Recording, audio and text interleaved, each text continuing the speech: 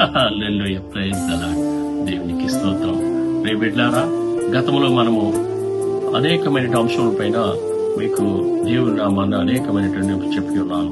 మరి పరిశుద్ధ గ్రంథం నుంచి ఈ రోజు నీ నివాస స్థలము వర్ధిల్లాలంటే, నీ నివాస స్థలం వర్ధిల్లాలంటే మొదటిగా మనము ఏం చేయాలి? దేవుణ్ణి మోకరించి ప్రార్థన చేయాలి. మోకరించి ప్రార్థన చేస్తే దేవుడు నీ యొక్క మనవిని ఆయన వింటాడు. అంతేకాదు ప్రియ బిడ్డలారా, కన్నీటి ప్రార్థన చాలా అవసరం. నీ కుటుంబానికి, నీ నివాస స్థలం, నీ గృహం వర్ధిల్లాలి. నీ కుటుంబం వర్ధిల్లాలి, మీ చుట్టుపక్కల అందరూ వర్ధిల్లాలి, మీ బంధుమిత్రులు అందరూ వర్ధిల్లాలి అంటే ప్రార్థన వచ్చింది. అందుకే ఉపవాస ప్రార్థన చేస్తారు. మన యేసయ్య ఏం చేశాడు? కొండపైకి వెళ్ళి మోకరించి ప్రార్థన చేసి వచ్చాడు.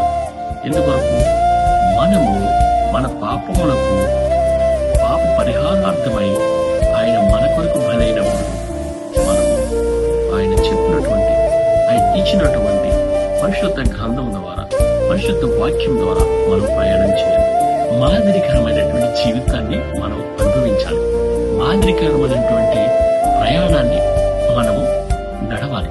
అందుకే చూడండి, కీర్తనలు 91లో చక్కగా మనకి రాసి ఉన్నారు. చూడండి, చదవండమ్మా. ఏమని? నీ పక్కను 1000 మంది పడినను, నీ కుడి పక్కనను 10,000 మంది కూలినను అపాయం నీ వద్దకు రాదు. పగటి వేళ వచ్చినటువంటి రోగానికి ఏదైనా సరే, రాత్రి వేళ, పగటి వేళ, మధ్యాహ్నం ఏ రోగం వచ్చినా సరే నీ దగ్గరికి రాదు. ఎప్పుడు రాదు? మోకరించి ప్రార్థన చేయి. నువ్వు మోకరించి ప్రార్థన చేయి. పరిశుద్ధమైన దేవుణ్ణి ఆయన మన్ను నుంచి తీసిన మనల్ని ఒక మంచి వ్యక్తిగా, శక్తిగా మార్చి ఈ భూలోకంలో నడిపిస్తున్నాడు. మనం చేసే ప్రతి పాపమును దేవుడు రక్తాన్ని చిందించాడు.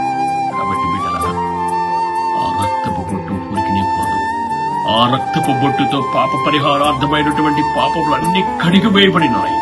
కాబట్టి ప్రార్థన, అందులో ముఖ్యమైనది ఉపవాస ప్రార్థన. ఉపవాస ప్రార్థన మీరు ఎప్పుడైతే చేసి ఉన్నారో, దేవుడు మీ యొక్క మాటలు, మీ యొక్క మనవిని, మీ యొక్క ఔషధులు ప్రార్థన ద్వారా తీరుస్తుంది. కాబట్టి ఏ రోగమునైనా స్వస్థపరిచే దేవుడు మన పరమ తండ్రి మాత్రమే. ప్రార్థన చేయండి, ప్రార్థన చేసుకుందాం. God bless you.